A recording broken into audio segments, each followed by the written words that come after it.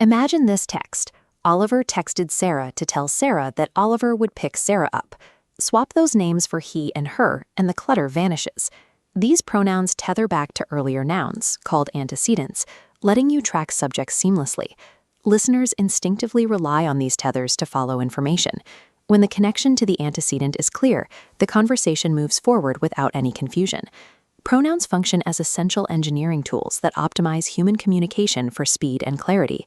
To manage different types of information, the English language utilizes 7 distinct varieties of pronouns, each built for a specific communicative task. Personal pronouns like I, you, and they are the primary replacements for specific people or objects. Possessive pronouns, such as mine or theirs, show ownership by completely absorbing the noun they describe, eliminating the need to name the object itself. Demonstrative pronouns like this and that act as pointers, identifying specific items based on their distance or number. Reflexive and intensive pronouns, the words ending in self, either reflect an action back onto the subject or add emphasis to it. To distinguish between the two, remove the word from the sentence. If the meaning breaks down, it is reflexive. If the sentence remains intact, the word was intensive, used only for emphasis. Relative and interrogative pronouns, like who or which, serve to connect different clauses together or to initiate a direct question. When a subject's exact identity is unknown, indefinite pronouns like someone or anybody act as necessary placeholders. Utilizing this 7-part toolkit allows a speaker to point, ask, and claim ownership without stalling the forward momentum of a thought.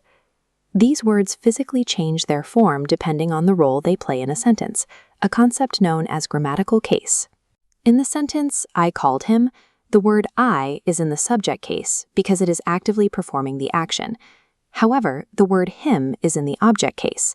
It takes this distinct shape because it is the receiver of the action. Compound phrases, like me and my sister, are where speakers most frequently select the incorrect pronoun shape. To find the correct form, temporarily remove the other person from the sentence. While me went shopping is clearly incorrect, I went shopping sounds natural, revealing the correct subject case. Matching the physical shape of a pronoun to its mechanical function ensures the listener accurately tracks who initiates an action and who receives it. These shortcuts only maintain clarity when they are used with precision. Possessive pronouns like yours, theirs, and its are already inherently possessive. Adding an apostrophe to these words creates a grammatical error rather than showing ownership. To distinguish between the possessive its and the contraction it is, expand it into it is. If the substitution makes the sentence stop making sense, the apostrophe does not belong. Clarity also breaks down when a pronoun has 2 possible antecedents. In the sentence, Maria told her sister that she got the internship, it is impossible to tell which person she refers to. When a shortcut causes confusion, the most effective solution is to stop using the pronoun and simply repeat the original noun. This toolkit continues to evolve to meet changing communication needs. Indefinite pronouns like everyone are grammatically singular, which historically led to clunky phrasing like everyone must bring his or her own laptop. Modern English has streamlined this by using the singular they as a standard replacement when a person's gender is unknown or irrelevant. These words serve as the quiet, heavy-lifting gears operating behind the scenes of every human conversation.